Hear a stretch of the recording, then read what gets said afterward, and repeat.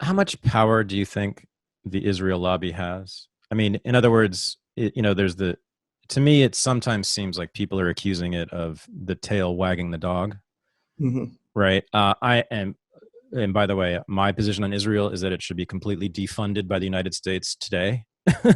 I'm not opposed to the state of Israel existing. I just don't want to have any part in it.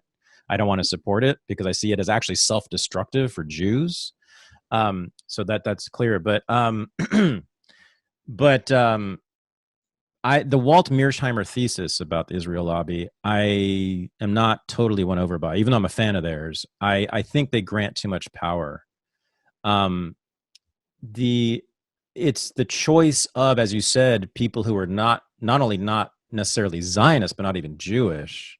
Hmm. Their choice of Israel as essentially America's proxy in the Middle East, as America's first line of defense in the Middle East, as America's tip of the spear in the Middle East, right?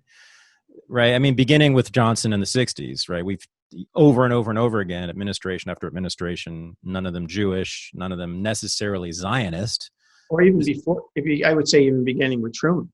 Well, yeah, I mean, that was the first recognition, but really like propping up Israel begins in about 1967, 68, right? Yeah, I would say that if there was even not a single Jewish Zionist organization in the United States, we would probably still be in the same position because both countries share um, a sort of teleological view Yeah. of history.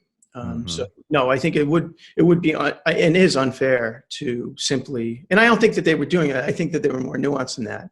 But as I say, my view is that it's really it's the evangelicals who are really driving that policy. Mm-hmm. And I agree. Yeah, in terms of Israel right to exist, yeah, absolutely. What I don't care for though is the term that is also attached to Israel whenever a politician talks about it, and that is the word ally.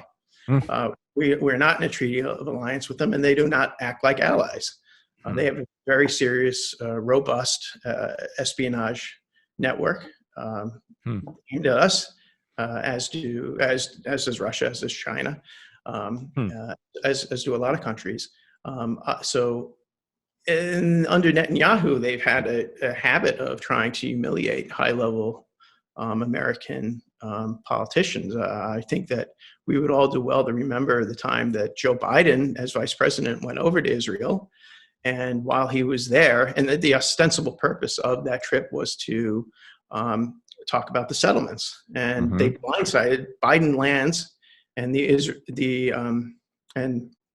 Israelis blindside Biden and announced a huge expansion of settlements that they're going to do. So they were constantly sticking their finger in the eye of the Obama-Biden administration, going so far as to really overtly endorsing Romney in 2012, which, Right.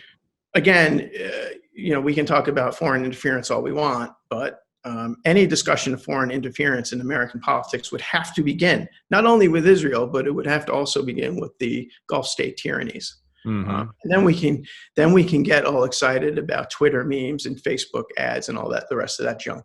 Yeah. I mean, the origins of America's love affair with Israel, I believe, has to do with the Suez Canal's proximity to it, right?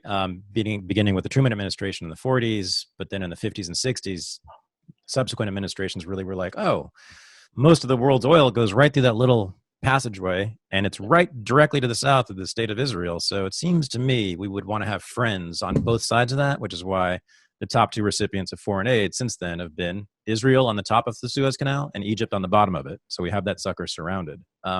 Very practical. I mean, this is what Kissinger and other realists have said in the past. Which at least that sort of makes sense in some sort of geopolitical strategic way, right? But it's interesting that Israel you're right, has many times been arrogant in its relationship with the United States, I would say, and acted as if it did wag the dog, right?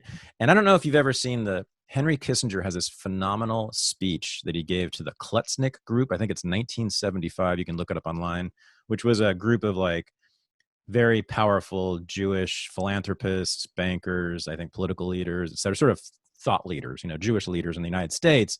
And it's a scolding. It's a scolding.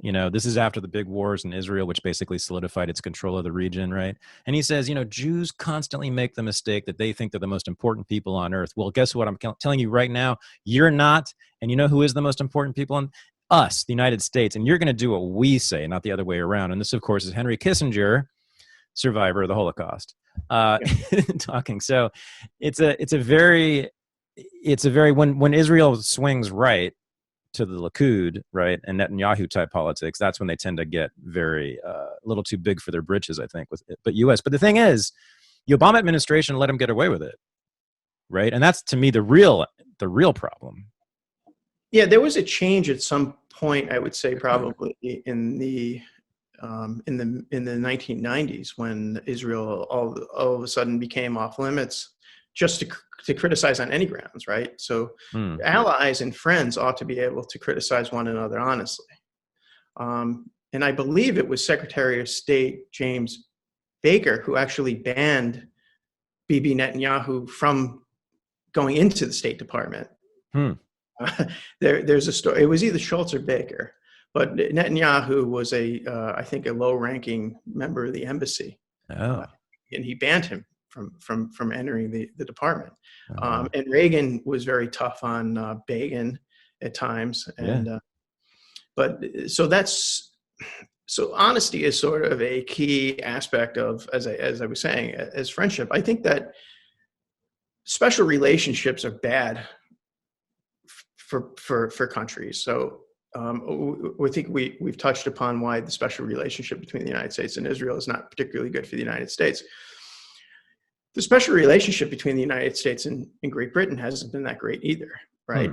I can't help but wonder if, in the lead up to the Iraq War, if we didn't have a special relationship with the UK and we just had a regular relationship with the UK, that they would have been more honest with us, right? Because the French were honest with us, the Germans were honest with us, even the Russians were honest with us. Not that by any stretch of the imagination we were friends with them at that point, but the British weren't. They went right along with it. So I think that that would be something very healthy if we could get to a point where we could just end the so-called special relationships. I think it was Lord Palmerston who said that countries don't have permanent friends; that they have permanent interests. And that would be something that I think that would be a welcome return to American foreign policy discourse, if indeed I quote right. So you're